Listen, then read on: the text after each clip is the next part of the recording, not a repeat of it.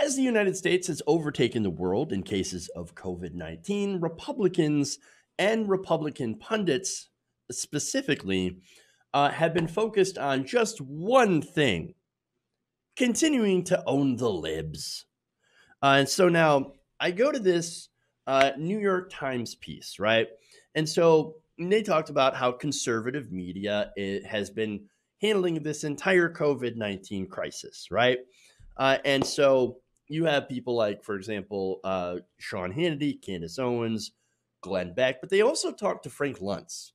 Frank Luntz, of course, is a GOP pollster, and Luntz actually is really angry about how conservative media has covered this.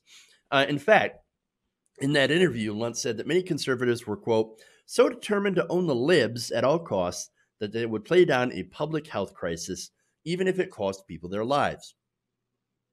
Now, there's something a little bit wrong with that statement. Oh, you say they do that even if it costs lives? No, no, no. They do it because it will cost lives. Modern Republicans right now are reactionary, right?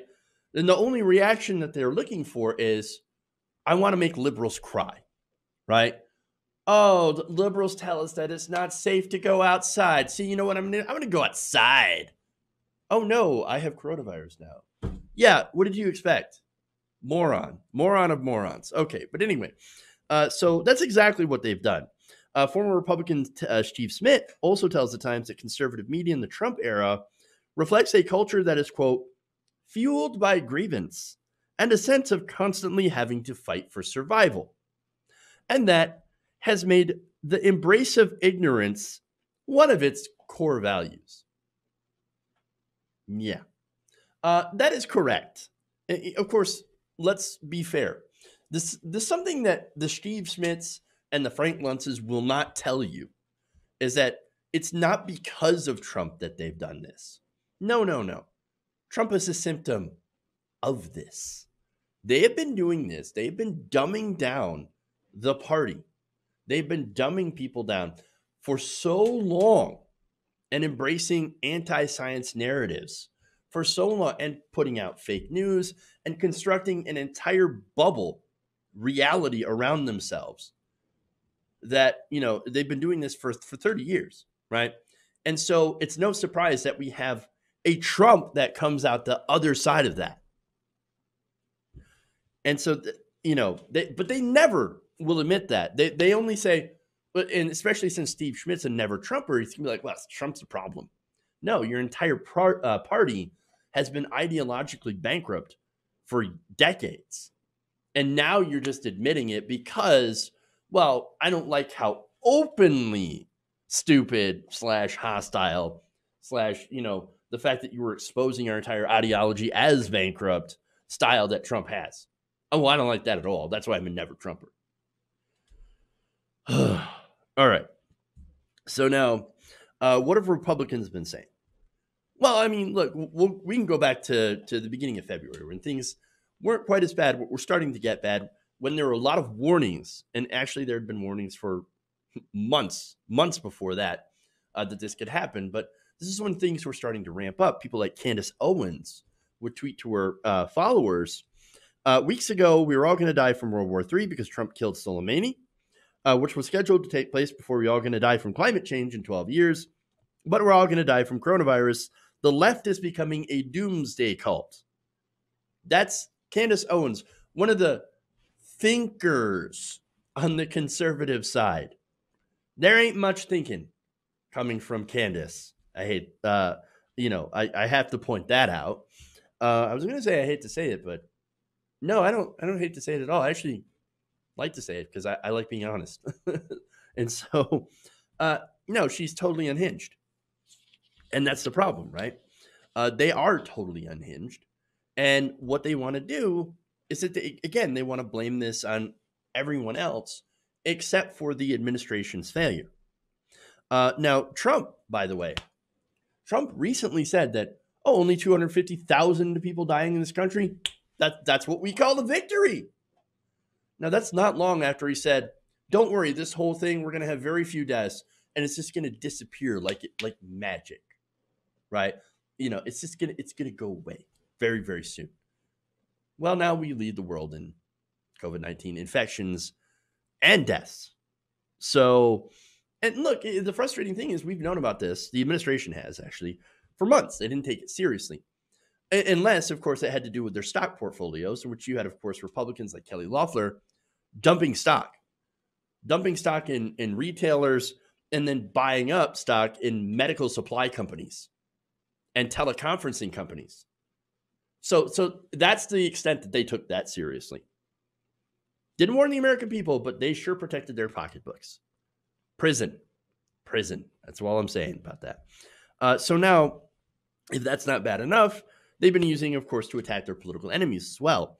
Yochai Benkler, a professor at Harvard Law and a co-author of a book of political manipulation called Network Propaganda, said that as the magnitude of the virus's effects grew and the coverage on the right shifted, Trump's loyalists benefited from having told people not to believe what they were hearing. The same media, he says, that's been producing this intentional ignorance is saying what they've always been saying: we're right, they're wrong. But it also permits them to turn on a dime. So that's what's interesting, right? So when this started, it's just a hoax to take down Donald Trump. It's not that bad. Now that they've all actually started to understand how serious this is, or at least report how serious this is, now they're doing the same thing as, well, and it's not our fault, it's their fault. They're the real problem. We've been right all along. Now, he says on that, quote, we can look at that and get whiplashed, but from the inside, it doesn't look like whiplash. Again, cult mentality. All right, so now here's basically what they did. First, they started blaming China. Now, before I do that, right, before I get into that, China is not an angel, right? No. So what they did some very, bad things, right? To get very, very simple, they did some bad things. Okay, but anyway, they put in place very draconian measures, right? You could say that even too draconian, right? And they did that to stop the spread, but also at the same time, they limited information. They downplayed and lied about the threat in order to make their government look better. Now, you might say, Jeff, that's unfair, right? No, that's exactly the same thing our government's trying to do right now. Our government is downplaying this too. I mean, look, we just fired a Navy captain, or the government did, that was trying to protect his crew. And by the way, that crew gave him a standing ovation. You know why? Because he was trying to protect the lives of the people that served under him. Not only that, but look, the military has been ordered not to report infections on military bases. So, and that's why the Pentagon is buying 100,000 body bags. So come on, dude. So conservatives, of course, downplayed this threat, saying, "Oh no, it's the flu is worse. H1N1 was worse. We weren't locking down the economy for the swine flu. I mean, come on, let's open everything back up. We're gonna be fine." And then, of course, they backed that up by doing survivor stories. For example, on Fox News, on a March 13th episode of Fox News, that's Fox and Friends, I should say, they ran a segment featuring a 65-year-old woman who said she caught the virus, but barely had any symptoms, right? During the interview, Steve Doocy asked about the absolute panic and noted the concern about older people in particular. Well, look at that, he said.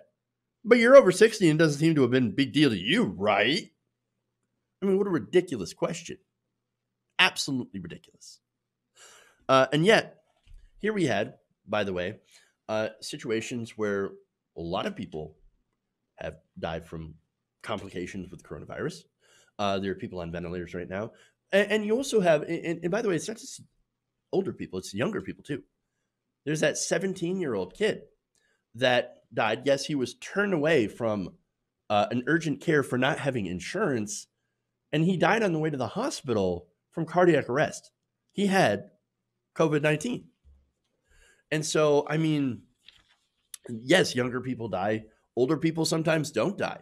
And they can point to those, see, look at that. a 100-year-old survived coronavirus and Spanish flu, so it's not really that big of a deal. No, those are outliers, okay? And yes, I do realize the majority of people who get it are going to recover. But the whole point of social distancing is to make sure that the weakest among us don't get it. People with underlying, medical conditions, especially ones that affect the lungs, don't, like people as like asthmatics, right?